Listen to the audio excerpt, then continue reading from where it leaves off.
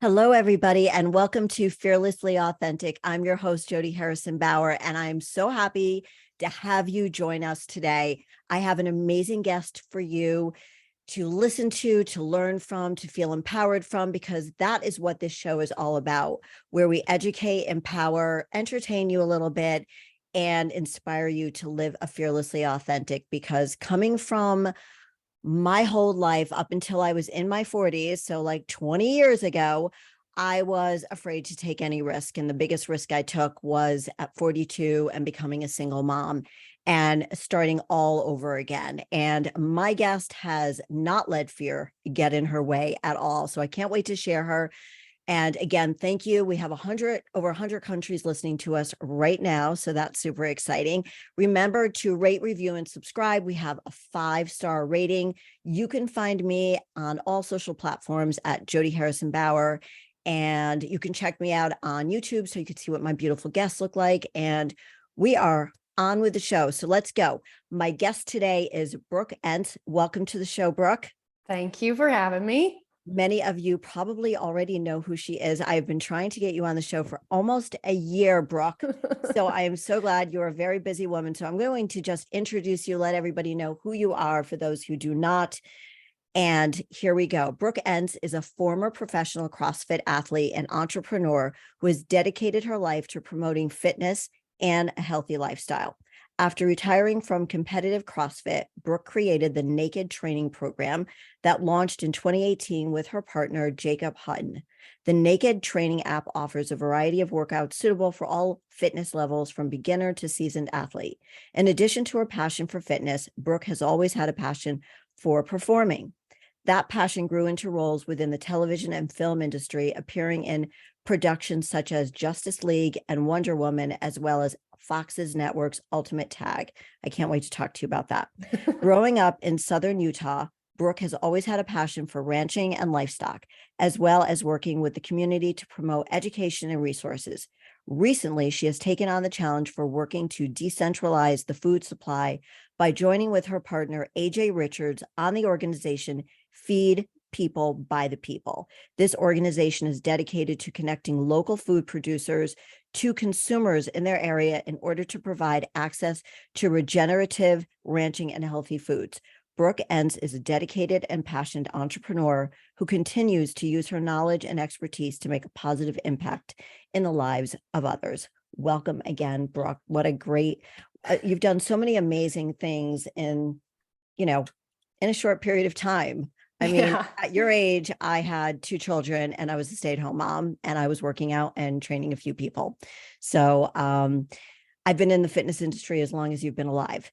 And so you've done a lot. First of all, CrossFit competitor, 7 competitions.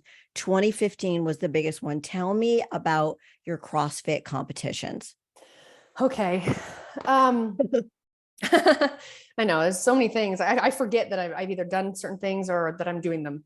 So right. So isn't it funny listening to your bio? Sometimes you're like, yeah. Oh shit, I have done a lot of stuff. Yeah. Yes. I know. So CrossFit, I obviously love it. I mean, I loved it. I got into it. I've always played sports and been super active and danced. I was a modern dance major at the University of Utah. I danced all growing up: ballet, jazz, tap, point, hip hop, all the things, musical theater. I started singing and dancing when I was 3.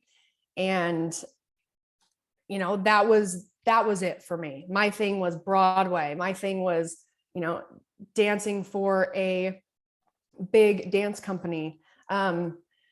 Within that said, and I'll keep this part short, in the world of dance. So for me, genetically, I've always been really built. Right. I've always had arms. I've always been very muscular. And I want to talk about that as we move on, about when we get into your program, the way genetics falls into things. So yeah. I'm so glad that you touched on that. Go ahead. But with that said, I always knew through dance, it's like I knew where I could dance potentially. Obviously, if I was good enough and I got picked and I, auditioned and all the things. Right. And I knew all the places I wouldn't dance purely based off of my look. And it's like, you know what, you pay to play. You know, it's like, we can be upset about that, but it's just the way that it is, you know. I'm And glad you're saying that. I had to accept that, and it sucked, but it was like, I started having to learn how to accept myself at a pretty young age. But truth is, I didn't actually truly, I guess, get to a place where I celebrated my physique until I was in college.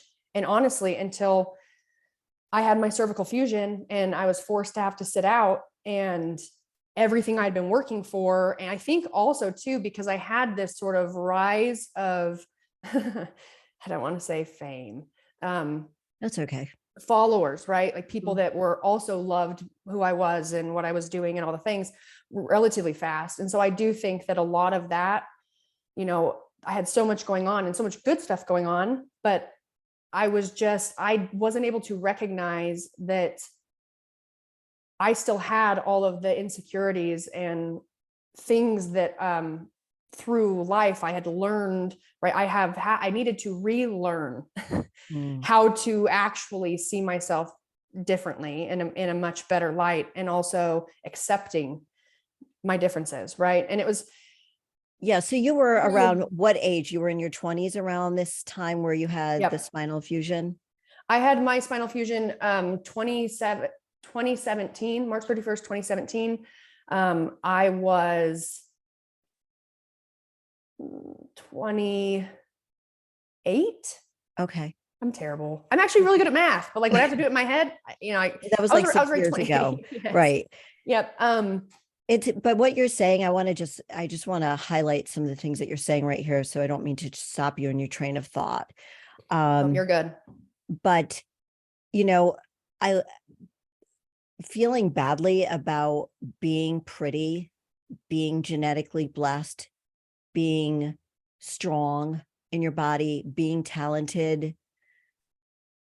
It's like you don't realize that you are those things until like maybe you had that quote unquote fame, right? You had a lot of followers. You're like, wow, a lot of people see me for, I guess, who I am. And I shouldn't feel bad about that, because in so many situations, attractive, accomplished, smart women tend to dim themselves from that light when they become aware of the impact they might be having with actually, and I know I've dealt with this, from just their physical appearance stepping into a room, right?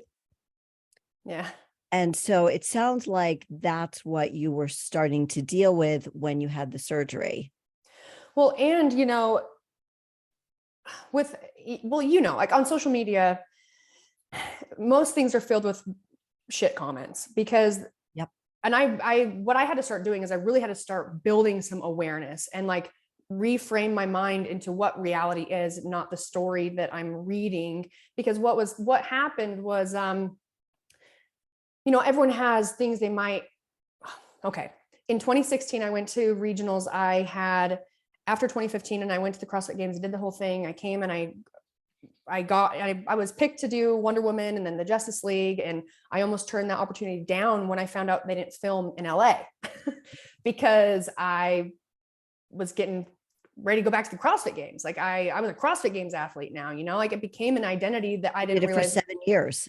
And like I didn't realize that it was it was like I was made that an identity, but I had, you know, and having to learn, and like it's so easy. It's so easy to tell someone, you know, well, that's not true. Like, don't read the comments because it's bogus, right? It's so easy. And like I'm an individual that I have extremely good intuition. I am very good at helping people.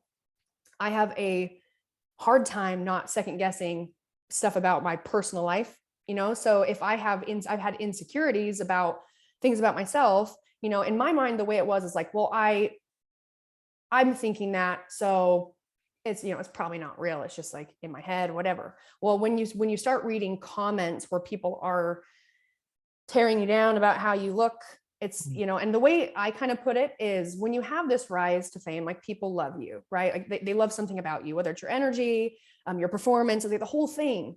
On social media, I feel like what starts to happen is we are a source of entertainment in a way for people, right? Absolutely. And when people start feeling like they really know you, and I like people to, I'm always trying to figure out the best way to share things, like even like personal life stuff, without sharing too much, because you need to have that for yourself, right? Absolutely. Even though everybody talks about being vulnerable and fearlessly authentic, let's just say, there are some things you do not need to share with your audience. Yeah. But by doing that, or like trying to like be an open person without being too open, Right. but you have people that follow you. And I feel like what starts to happen is as they know more about you, well, now they want you to be what they want you to be. Right. And so, and you can't, like, it's like, I'm not going out trying to, it's like, we know this, the logic is, we know this, like, you can't make everyone happy. You're going to make some people mad. It's just the way that it is. I really tried to push like this. I would remind myself, like, you know what? I'm not everyone's flavor, right? I'm not everyone's flavor. And that's okay. And trying to, I guess, go through all of this sort of like social media turmoil, because you have hundreds of people, commenting, telling me about all the plastic surgery I've had on my face. Haven't had any. I just have I have high cheekbones, and I have prominent features, and I have small features, and, telling me that, all the steroid comments. And I'm like, look at pictures of my mom. Like, Brooke, if I you know, get it's it. like, it's, yeah, I'm 62. I get it. I had a video that I didn't even mean to talk about this, but I had a video that went viral about a year and a half ago where I showed my legs from the quad down to the foot, showing the different shoes I wore at different points in my life, 30, 40, 50, and in my 60s. It went viral, like 5.7 million oh, views. dang. Why? Because everybody thought I was a man. They're like, hey, Tony, is that you? Hey, that's a dude's leg. I wouldn't want that leg around me. Meantime, my legs are my pride and joy. They have what made me famous. Like, that's how I won fitness competitions, and they finally, year and a half later, realized, oh, you are a woman. Yes, I am a woman. And, and it's always the comments, oh, well, you look that way because of all the plastic surgery. And, I get it. My daughters tell me, just don't read it, Mom. And I don't. I actually laugh now. So That's how I was too. It's like, I mean, years of bad comments, right? And finally I got to a point where like, I was, after I had my spinal fusion, when that all happened, I mean, I was in a dark place. I mean, I had everything that I was working for complete, and like my identity was gone, and it was completely out of my control. And that's something that can be very difficult for me, is like when something isn't going great. And I get this from my dad, it's like, okay, well, it's the reality and we can't change it, right? I can't change the past. I can't change that I don't know, I was speaking my mind and it came out the wrong way or whatever it is. Like, I can't change it, but what can I do? What can I do? Right. Okay. So my dad used to tell me, like, in school, if I got a bad grade or whatever, he would say, okay, well, you can't change it, and I got in trouble. And then it was, you can't change it. So what are you going to do about it? What are we going to do moving forward? So like, he instilled in me a long time ago, that mindset of, we have all these opportunities every minute of every day to make a better choice. And that's all we can do. Like, that's literally all you can do. And what sucks is when, I think it's all because of that is like super important to more people to try and build an awareness of assuming the best of people and not assuming the worst. And it's very hard to do that. And you can't make people want to do it, right? Like, you can't, like, I have close friends in relationships where I'm like, please assume the best of me, because that's what I'm doing for you, instead of being, considering every negative possibility or what could go wrong. It's like, it's almost creating an issue when there may have never been an issue. Right. Well, and so it really is trying to get people to, I guess not trying at all, hoping that more people will start to assume the best and not assume the worst, and especially of complete strangers. Like, people want to put people like you in a box. They want to assume the worst of you, and how dare you be so beautiful and fit and healthy and talented. So they want to put you in your box, and they're like, Brooke, you stay there. Just stay there. Don't say anything, Brooke. And then we'll let you out when we feel like we can handle you. And you are who you are. And we can't worry about those comments made yesterday or earlier today, because that's what I learned in dealing with those comments at a later age. Well, even when I was in, when it wasn't social media, when I was in high school and college, is that I didn't have the maturity to understand that that's on them, not on me. And I think, and especially being who you are and what you do for a living and having such an impact on other people, that talking about what you've gone through and how you've dealt with it helps so many other people.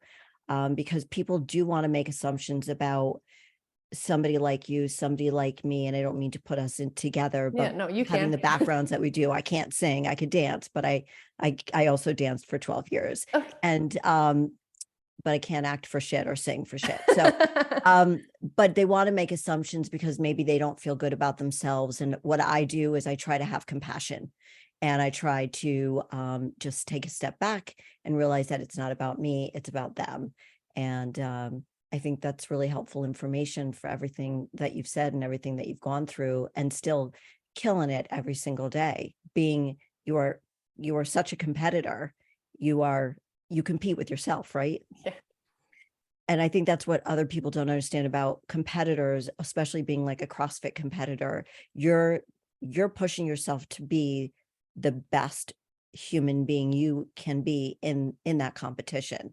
So I kind of want to go through your mindset, because I know it's strong, but isn't it funny how weak we get when people say shit about us, right? And I will just say this, over time, as I was able, kind of able to reframe my mindset to see things more in a, glass half full versus glass half empty type of a way. Really, like you said, it's like I don't really read comments at all anymore, because I've been doing social media for so long that I'm like, I'm tired, like social media is an invisible race that I'm never going to win. Like, it is an invisible race. Oh my God, I love that comment. That everyone feels like I can't help. Like, I speak for myself. It feels like it's an invisible race and I'm always behind. And every time I think that I'm on the right track with it, right?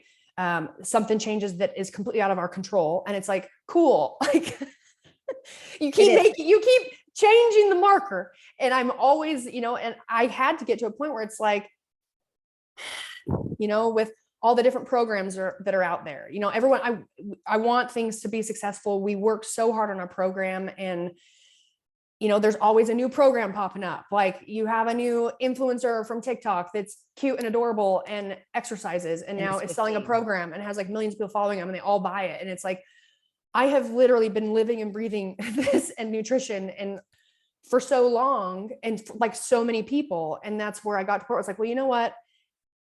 People are going to come and go. It's going to be an ebb and flow. It's just the way that it is. And all I can do is try to keep just doing what I'm doing. And then every step, try and learn from mistakes and take a better one. And that's it. Like, that is all that we can do as humans. Is we can't make people want to be better. We can't make people want to care more. We can't do any of that. All we can do is try and give them what we would want in return, and hope that over time, it is a, butterfly effect, and more people are thinking more of, optimistically, positively. And it's not easy to do. I mean, when we live in a world where we're constantly surrounded by, stresses, whether it's the news or like the reality of like the climate of our country, but really beyond that, it's the stresses of family, of kids' schedules. I don't have kids, but I have lots of nieces and nephews. And since moving back to Utah, I'm trying to be a really good aunt, and I'm trying to help and be available, because I lived in California for so long. So I wasn't here to be able to be a participant, like a willing participant. And I have a very close knit family and lots of kids, and it can be very hard to, I'll just say this, it's work. to work on your mindset and to do that, it is work. And you're not going to do it right all the time. Like you're not going to be happy all the time. You're not going to respond well all the time. And that is the reality. And it's like a hard reality because it sucks. Like when you go through something that you would have really loved to not be going through, but that's where you're at. Like it is hard to have to like remind yourself that like, it's okay, and that's Give yourself some grace. Yes. We need to give ourselves more grace, and we need to give other people all of the grace. I agree. Amen. Because if we don't do that, then what are we doing? Right. If we can't do that, then we can't go around about our day, about our life and want things to be better when all we're doing is giving out bad energy or breaking. Right. It leaves you very empty. I had a studio for many, many years. And, when I realized that the tank was empty, it was time to stop actually physically training women because the tank was empty after 30 something years. And, and you want to focus on other things. So I completely understand everything you're saying, but I want to go back to your mindset because I know that's really important to you. So when you were competing in the CrossFit competitions, did you realize that you had that tough mindset, that competitive mindset, given the way you grew up, always involved in sports? Where did you have to amp it up? And how did you stay in the zone as far as your training goes and competing? Because you did compete in physique shows as well, right? I did before I got into CrossFit. Yeah. Okay. Before I had found it. And then it was perfect for me. Yeah. I mean, I didn't start competing until I was 47. So, and then that's when I realized I had this very strong mindset. So that's why I was curious to ask you, because I think we struggle with a lot of the same things. And so to help the people listening to the show right now, if they're struggling and they're an athlete or not, when you're in that zone, let's use CrossFit. We can maybe go back and forth to the physique competitions too. When you're training, I understand it, but if you could explain your mindset during the training and then with the shows and the competitions. Yeah, I'll try and do like a brief because my mindset got stronger and I can tell you some of the things that I had to do to create that for myself. So I found CrossFit back in 2009. I was dancing and I was invited to come audition for a show called Le Rev. It's in Vegas. I don't even know if it's still running. I assume it is. It's at the Wynn, more of like a Cirque du Soleil type show. And it was actually for the ballroom, like the lead ballroom dance position. It was like, and I had never done ballroom, but I'm an athlete and I've done all types of dance and I know how to show up. So I did a really good job. I made it all the way through the audition, right? But to get ready for it, I didn't really know what I should be doing. And I was asking around. I lived in Southern Utah. I lived in Salt Lake City, but I am from Southern Utah and I was home and I'd found, someone recommended a CrossFit gym. I went there.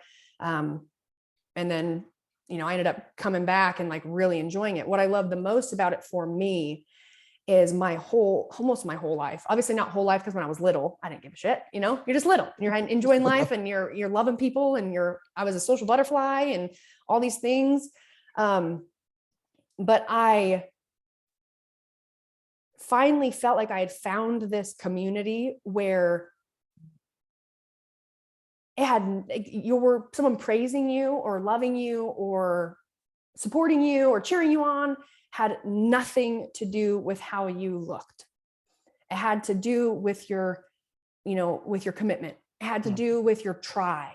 It had to do with your performance. It had to do with like little wins. And also on top of that, it was the first time I had been somewhere where no one looked at my physique and thought, ew, or, cause I grew up, I got everybody, teased. she is gorgeous body, fit as what? I mean, like stunning.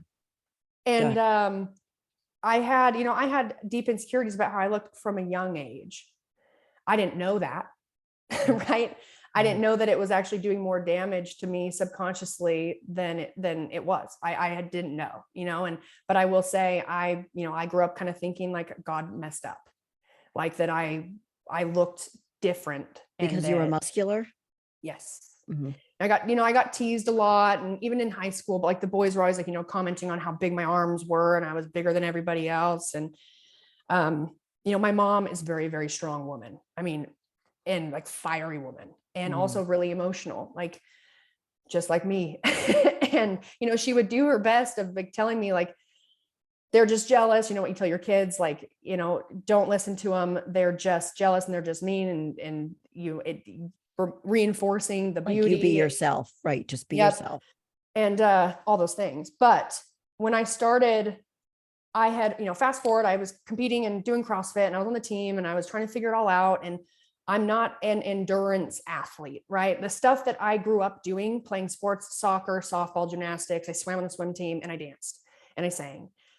And there were so many things I wanted to do that I never got a chance to do because I told I wanted to do everything. My parents would be like, Brooke, you can't do it all. And I'd be like, yes, I can. I can do it all. But turns out you can't, because as you get older, things that you enjoy, they take up more time. And then you add your whole like school, like you don't have the hours in the day, and your parents definitely don't have the hours in the day to get you to all the things. Right. And you have to down it, and you have to choose what really, really, really works for you. By the way, I tried Latin dancing for 6 months last year. Did you love it? I did, but I loved being in the gym more. Yeah. And it took so much time, an hour to get to the studio, 2 hours dancing, competitions that would take me away for a weekend. My goal was to win. So I placed third, I placed second, and I placed first. And you're like, bye. I'm good. I'm good. Now back to the gym, because I was giving up gym time to dance. And I knew that at 61 years old, I wasn't going to become a world Latin champion. Like you had to start when you were 12. Yep. So man, anyway. they're wild too. You have no idea. Those little kids. I get sucked into watching videos, and I'm just like, oh, it's incredible. I'm the same way. I have so much respect for their focus on it. And anyway, go ahead. Right. So I understand. Right. You have to focus on a few things, not on everything, because you can't be good at everything, but we can certainly try. But it's like, I can't be. It's like, well, actually, I was just make the comparison to, like, I always tell people Cheesecake Factory, right? If you want good pizza, why would you go to Cheesecake Factory? It's good. Like, all the food's good, but none of it's great. Why? Because they give you everything. They have pasta, Mexican food, burgers, like, I mean, all these types of food, and you can't be the best at those things when you're good at everything. And I don't think that that's a bad thing. The way when I competed in CrossFit, you don't want to be mediocre. Yes. But I fast forward, I moved to Santa Cruz with my boyfriend at the time, then became my husband, ex-husband. So I've also had a lot of, we have life. Life is fucking hard. Life. I remember I was at the CrossFit. I want to go back. Wait. Oh, don't.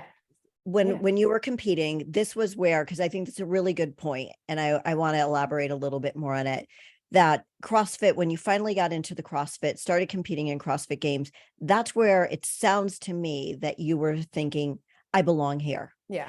Nobody's making me feel weird about what I look like, my body. You could just be. Right. And just be. So it kind of felt like this is the community that I belong in right now. This is where I feel most like me, accepted. And you ended up thriving in that community and winning. How many competitions did you win? Oh, okay. How many did I win? 2015? 1, 2. I think you won. I won the regionals in 2015. Right. Out of all of California. Wow. And then I placed 14th at the CrossFit Games. I had 2 wins at the CrossFit Games, the speed snatch ladder and the max clean and jerk. I won both those at the time when I was competing, especially even gearing up to compete in 2017. And then I had to sit out for the season. I was the strongest I had ever been. This is from my coaches, not from me, because I don't look at stats and I don't like to compare myself to other people, because as an individual athlete, I did team before I became individual, but as an individual athlete, it's like you can't compete with everyone next to you, because it's obsolete. Like what they're doing, and when you get to a competition, you are as fit as you're going to be. Yep. So the only thing you can do is be smart. You got to be smarter. It's not work harder. It's be smarter. Right? You have to be smart. You have to be honest with yourself. Like, you go to a competition, I put in the work. This is the work I've put in. Okay. Where are my pitfalls? Mm. Where am I going to win the workout? And where could I really lose the workout based off of my ability, my capability, where I'm at in my, in my fitness level and in the different skills and things like that. So that type of thing is definitely a mindset practice of giving yourself grace and realizing the reality, right? It's so hard to step out of whatever it is you're in, whatever turmoil, whatever job or experience you're going through. It's very difficult to step back and look at it objectively and just the reality without any sort of judgment. There should be some judgment if you're trying to learn from your past competition, you're trying to learn from whatever, but it's about work with yourself, not against yourself, and you can thrive and you may not end up on the podium, but you will do better than you thought you could, and you'll enjoy it. I've competed and done really well, but because my mindset was, it was more like, well, this in particular was when I competed after surgery and I qualified for regionals, and I was absolutely terrified. I mean, terrified, Sure. because I was never going to be, I had to accept the fact that okay, Brooke, it was so hard to train and get back into the gym. And I mean, because I couldn't, before surgery, I couldn't hold my weight on a pull-up bar. I had no grip strength because my nerve damage. And then I couldn't even pick up a 95-pound deadlift. Okay. There was, how did you injure yourself? I don't really know. Okay. I, over time, through trying to figure it out, because I have so much body awareness from my dance background, Of course. and I never got injured. I would have some if I wasn't doing enough body work and I would be doing a ton from the front rack or overhead, I'd get locked up, your muscles get tight and your biceps tendon will maybe get impinged, have some pain there, but that's just, you take care of it and you get body work. But I never, because of my dance background, I never really had the areas that are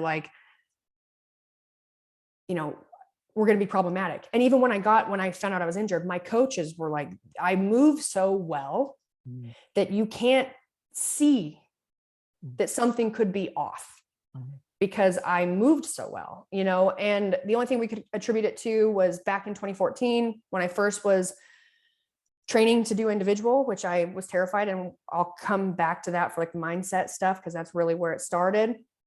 I coached full time, and I would train in between classes, and I was doing I want to say it was maybe behind the neck jerks and into overhead squats and things like that. So if anyone doesn't know what that is, barbell on my back, pretty heavy weight, hands out slightly wider because it's going to go overhead, and you dip drive and the bar ends up over your head, and you can stand there for a jerk is what we call it, or you'd overhead squat it. So the bar's overhead and you're going to squat below parallel, stand up, take it for a ride, right? I'm hypermobile in my shoulders. I always have been.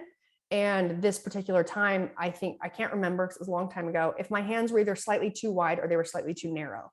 For me, it doesn't matter because I'm hypermobile. But what did matter is when I lowered the bar back down, because I think my hands were slightly too narrow, that I almost couldn't, right? I can push it up, but to lower it was almost like they were too narrow. I needed it to come back here so I could bring it back to my shelf. And when I say shelf, you guys, it's my shoulders, right? Shoulder to shoulder. Men have a really nice shelf for lowering weight too. Yep. And so I kind of dropped it, and it obviously landed on my neck, and I didn't get hurt, but I got scared. And from that day on, I never lowered weight to my my back without jerk blocks. I just never lowered it, because for me, it was not worth it. And I had heard stories about people getting bulge discs or things like that. And that was in 2014. So that's the only thing that you could think of that would, because you are, thing. Yeah. I mean, when you're so hyper aware of every part of your body, being a dancer, being an athlete, how your body should feel all the time. And it's just that 1 second, literally 1 second, where you're like, fuck, I might have just done something. And so the only thing I can think of is if maybe that was the start of a little bit of a bulge, right? And then just over time, with any amount of pressure, bracing any amount of pressure, or of course, handstand push-ups. Everyone's like, handstand push-ups. Okay, well, here's the thing. If anyone is listening to this and you want to do the whole, well, yeah, because CrossFit, I hear what you're saying, but you have to hear what I'm about to say. You pay to play. And a strong body is healthier than a not so strong body. It will beat it out anytime. You will recover from injury faster.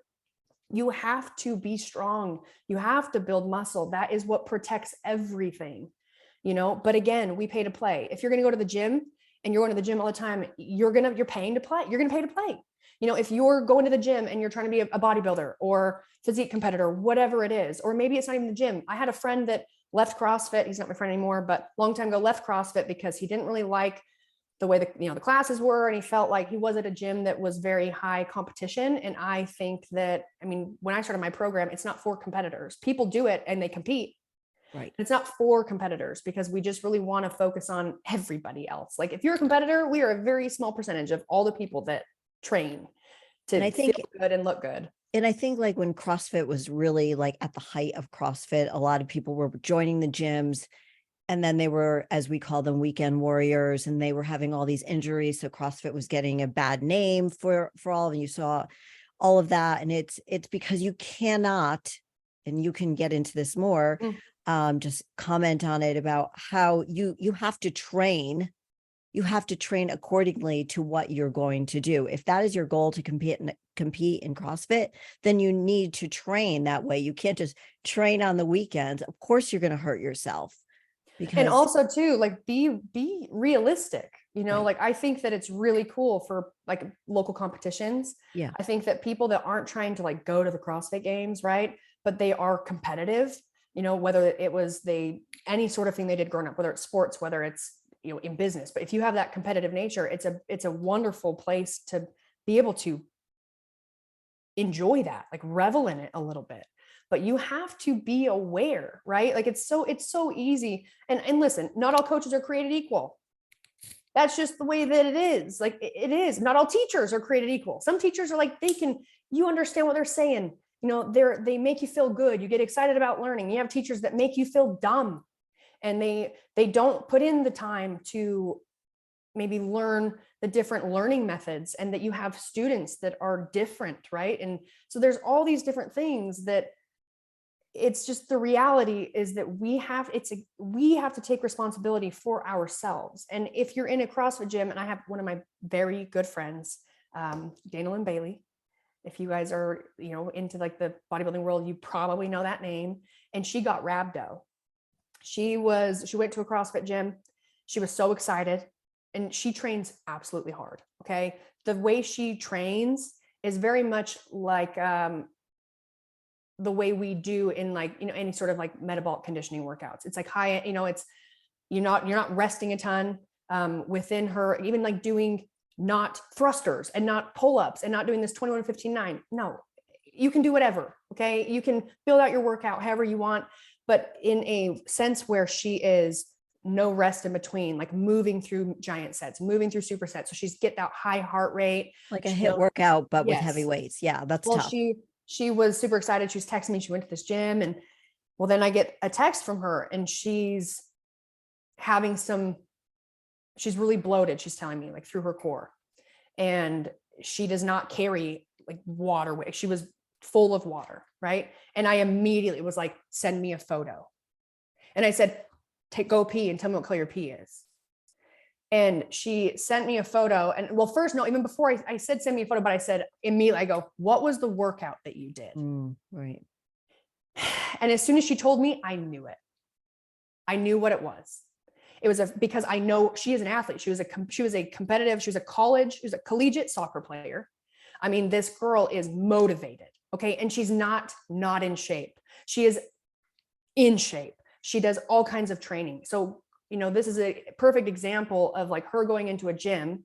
Clearly, if you look at her, you're like, this is not her first day. Right. Right. And I can empathize with the coaches at the gym because there's, they're trying to assessing things, someone new, but big name, big athlete, Right. competitor. That's, nothing. she's done like all kinds of different movements and all different pieces of equipment and all these different things. But the workout was a fight gone bad style, which is you work for, I think I want to say maybe it's like 2 minutes or something like that. It's been a long time, but you have different stations. You work at that station and then you rotate. And then there's one short rest station at the end. And you go through this, I want to say 8 times. I don't even remember, but you go through it a lot. Okay. So I found out what workout she did and the movements, and she did GHD sit-ups. And I was like, go to the doctor. So what was because GHD sit-ups, how you get rhabdo, and people are listening probably have a way more scientific approach of describing this, but in a nutshell, it's consistent breaking down of your muscle tissue, and it gets into your bloodstream, right? There's way more probably that goes into that, but layman terms, that's how I, usually describe it to people. So a lot of people will end up getting rhabdo as runners. You do marathons, runners, a constant, like you're working, right. You're not pushing, you're not killing yourself. You're not like pushing yourself to a point, you're not doing sprints. But if you've been training, you're doing marathons or whatever, that is something that is pretty prominent in any sort of movement that is, you can do a lot of it over and over and over and over again. So like jumping pull-ups can be a cause of it for people. So maybe you have people doing jumping pull-ups in a Metcon because they get to get that pull, but maybe they're not strong enough to just do pull-ups. So we do jumping pull-ups. You use your legs, you jump, it helps you do the movement. Right. So something like that's not super hard. You're not going to hit a wall, right? You're not going to hit you're not going to burn out and be like, oh, it's not like doing a strict movement where at a certain point in a strict movement, like let's say just dips, your triceps are like, I'm done. They burn out, right? And then all you can do is stand there and wait. Well, if you're doing something that you can keep doing lots of reps in, you can risk things. That's why it's important to not just jump in just because you have a background or you have like the determination to like push through that wall or through the pain. You have to be smart and think, okay, it's not that you can't do it. You 100% can. But how often are you doing this movement like that for those speeds and that many reps? So that's for her, that's great advice to bring awareness to people who are listening to this. Yeah. And like for her, GHD sit-ups ain't no thing. Right. But she doesn't do them all the time, but she does core, she does all kinds of stuff, but she doesn't do that in her regular training. But it's not, she could do it. And she's an absolute competitor, and she's not going in there to like sandbag. Right. So it's like, there are things, there's a lot of moving parts. If it's with your nutrition, it's like, nutrition and food is medicine. It's what let's get into that, because I want to get into your coaching program. So the way you coach, the things that you do through your Look Better, I have it right here. It's Look Better Naked, right? Yeah, it's our naked training program. So I had a program at my studio called Look Better Naked. Yeah. And a lot of women were offended. It's like, I'm sorry, but don't you want to look at yourself in the mirror? This is what I have to deal with. Just wait. Don't you want to look in the mirror and say, I would do me? And, you gotta feel good. Right. You want to, every woman checks themselves out naked. Or if they're not, they should. And what would you like to look in all by yourself naked? And that doesn't mean sexual at all. That just means your beautiful physique. What do you want to see when you look in the mirror? So I love that you named your program that, and you touched on different types of coaches. So what I want you to do is just share with everybody what your program is about and talk about what kind of coach you are, because you've talked about all different kinds of coaches. Obviously, I know you're not the kind of coach who's going to make her clients feel like a piece of crap and dumb, right? Because you've already been through that kind of stuff already yourself. Right. So I will also just say, this goes for my mindset around the whole thing, and I almost guarantee it goes for yours, because apparently we are very similar, Jody. The whole thing about look good naked or feel good naked, whatever it is, it's not about fitting in a box. Okay. It's not about us saying, do you want to look good naked like me? Like you want to look like me? No. We need to talk after this show. It's regardless of what you look like.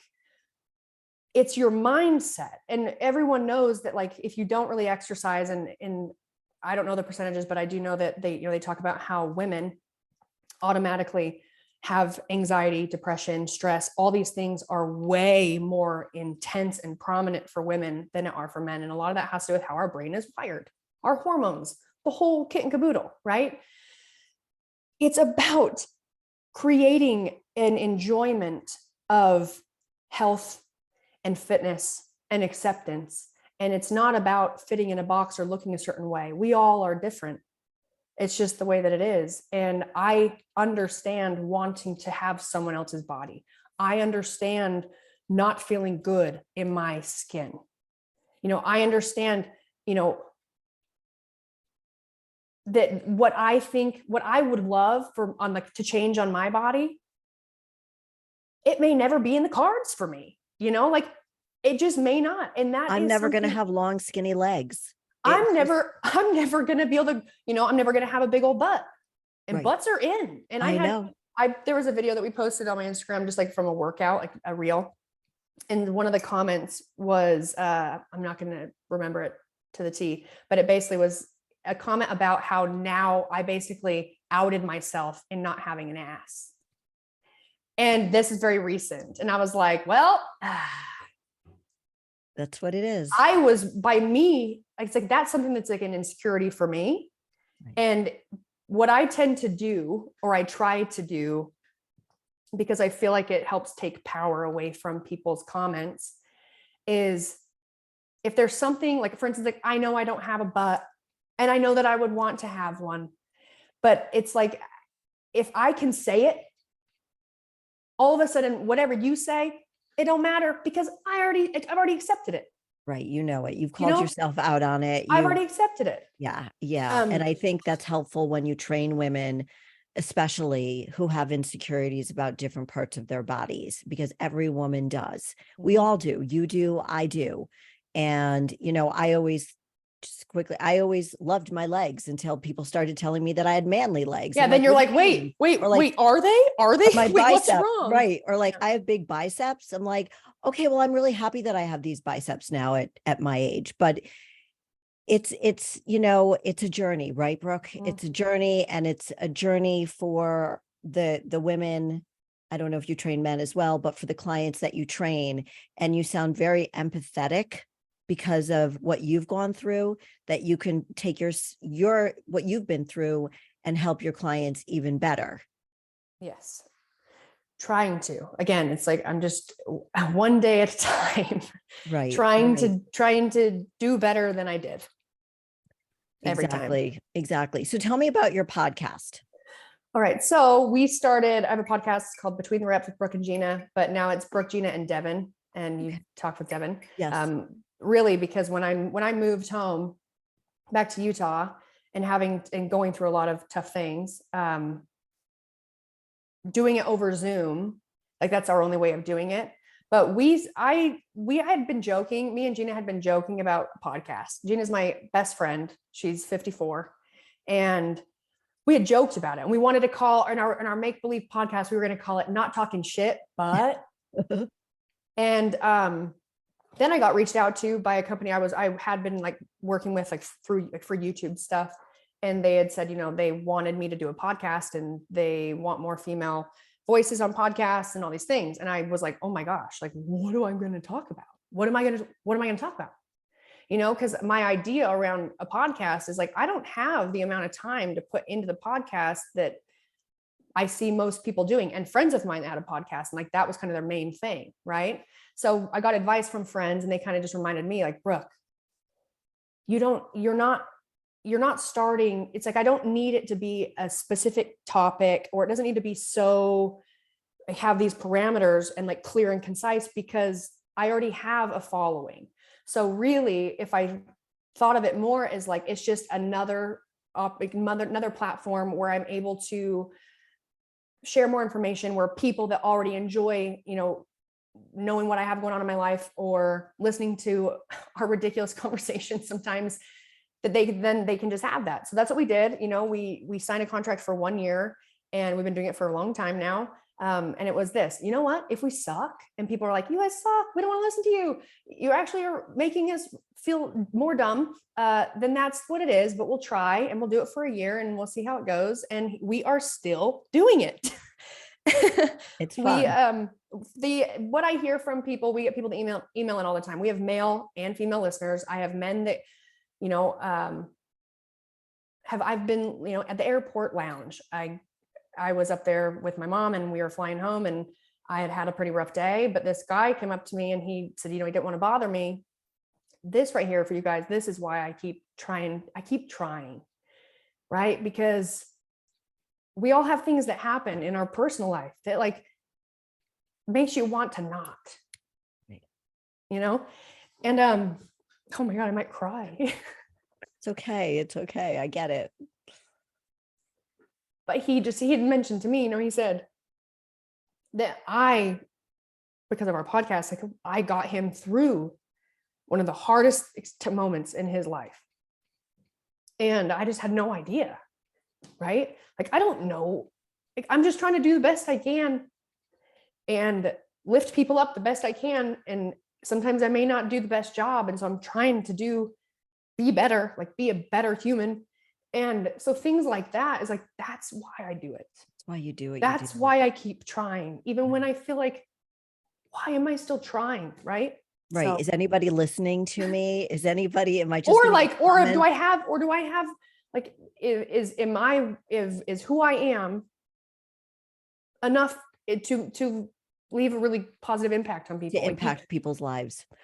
Well, I have loved this conversation so much. I want to have you back on the show and we need to talk more off the show. Yeah. But we have 2 minutes left. So I need to ask you, what does it mean to you to be a fearlessly authentic person?